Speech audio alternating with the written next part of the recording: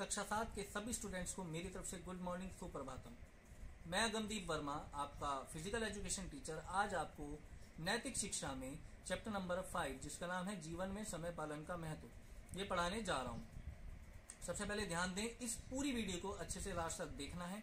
मैं इस वीडियो के माध्यम से आपको चैप्टर समझाने की कोशिश करूंगा।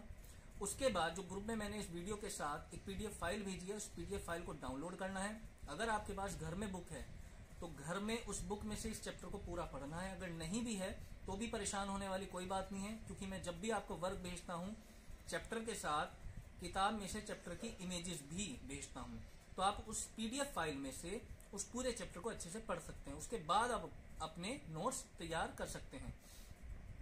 तो बात करते हैं समय का महत्व। समय जीवन में मूल्यवान है, निरंतर गतिशील है। समय को बर्बाद मत करो, क्योंकि इसी से जीवन बना है। समय को व्यर्थ नष्ट करना सबसे बड़ी हानि है। स्पष्ट है कि समय अनमोल है, इसको व्यर्थ करना जिंदगी का अंत करना है।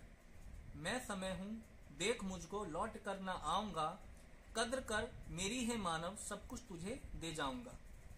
समय के दुरुपयोग से हानियां। समय का दुरुपयोग जीवन को नष्ट कर देता है तथा जीवन में सुख समृद्धि का अंत कर दुख एवं दरिद्रता को न्योता देता है। समय का घोर शत्रु है आलस्य। वह दीमक है जो समस्त जीवन को खा जाता है।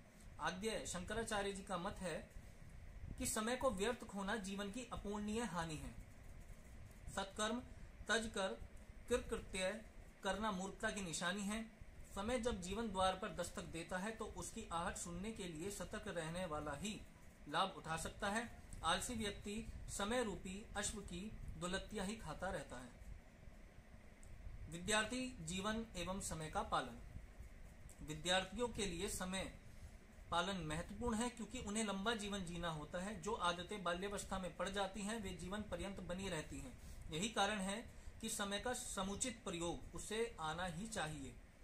यदि विद्यार्थी समय तालिका बनाकर उस पर आचरण करे तो सफलता उसके कदम चूमती है। वह पठन पाठन, खेलकूद, चिंतन मनन, खोज, शोध, अन्वेषण आदि सभी कार्य हेतु समय निकाल सकता है।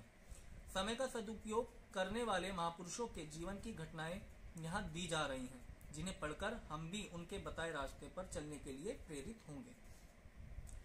तो सबसे पहले समय नियोजक, जिनको कहा गया बाल गंगाधर तिलक, जिनका पूरा नाम है लोकमान्य बाल गंगाधर तिलक। लोकमान्य बाल गंगाधर तिलक ने सन 1908 से 1914 तक 6 वर्ष का समय जेल में बिताया।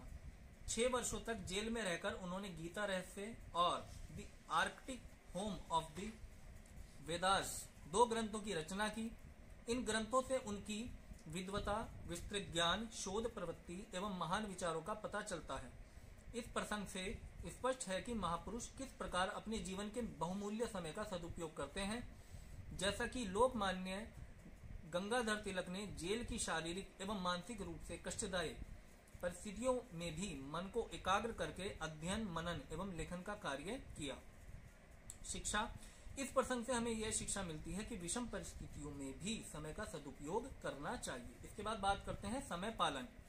अमेरिका के राष्ट्रपति वॉशिंगटन के भोजन करने का निश्चित समय था 4 बजे। एक दिन उन्होंने कांग्रेस के नए सदस्यों को भोजन पर आमंत्रित किया। उनको आने में थोड़ी देर हो गई। राष्ट्रपति ने समय पर अपना भोजन आरंभ कर दिया। आमंत्रित सज्जनों ने आने पर जब यह देखा तो उन्हें बहुत क्षोभ हुआ। उन्हें देखकर वॉशिंगटन ने कहा, मेरा रसोइया मुझसे यह कभी नहीं पूछता कि मेहमान आए हैं या नहीं, केवल इतना पूछता है कि भोजन का समय हुआ है अथवा नहीं। तो शिक्षा क्या मिलती है इस घटना से हमें? वॉशिंगटन ने अपने जीवन से ही समय पालन की शिक्षा अपने देशवासियों को भी दी। समय पालन हमारे जीवन में बहुत महत्वपूर्ण है। अगर हम समय का पालन करेंगे, हर चीज की एक टाइम टेबल बनाएंगे, तो हमें कहीं भी कोई कठिनाई का सामना नहीं करना पड़ेगा। समय निष्ठा। डॉक्टर चंद्रशेखर वेंकट रमन को एक सभा में भाषण देना था, जिसकी अध्यक्षता मैसूर राज्य के वरिष्ठतम अधिकारियों में से एक करने वाले थे। सभा 6 बजे आरंभ होने वाली थी। रमन निर्धारित समय से 10 मिनट पूर्व पहुंच गए और मंच पर जाकर बैठ गए। अध्यक्ष महोदय का अब तक कहीं पता नहीं था। थोड़ी देर में 6 का घंटा बजा। व्यवस्थापकों के मुख पर हवाइयां उड़ रही थी। रमन थोड़ी देर प्रतीक्षा करते रहे, फिर उठे और अभी तक दर्शन न देने वाले अध्यक्ष महोदय कहकर सूने आसन पर दृष्टि डाली तथा अपना व्याख्यान प्रारंभ कर दिया। कई मिनट बाद अध्यक्ष महोदय आए और चुपचाप अध्यक्ष की कुर्सी पर बैठ गए। डॉक्टर रमन की समय निष्ठा अत्यंत प्रबल थी। वे किसी के आगे झुकने वाले पुरुष नहीं थे। समय का सदुपयोग। सन 1920 की बात है। उन दिनों डॉक्टर भीमराव अंबेडकर अपनी पढ़ाई के सिलसिले में लंदन गए हुए थे। उन्हें शिक्षा के प्रति इतना गहरा लगाव था कि उन्हें जब भी समय मिलता था पुस्तकों में डूब जाते थे। लंदन में उन दिनों अस्नाडेकर के साथ वे कमरे में रहते थे।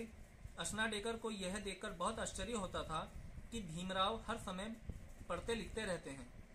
एक दिन आधी रात में उनकी नींद टूट गई तो उन्होंने देखा कि भीमराव पढ़ाई में डूबे हुए हैं। उन्होंने पूछा, आप अभी और कितनी देर तक पढ़ोगे? बहुत समय हो गया, सो जाइए। अंबेडकर ने गंभीर स्वर में जवाब दिया, अस्नाडेकर साहब, खाने के लिए पैसा और नींद के लिए समय मेरे पास कहाँ है?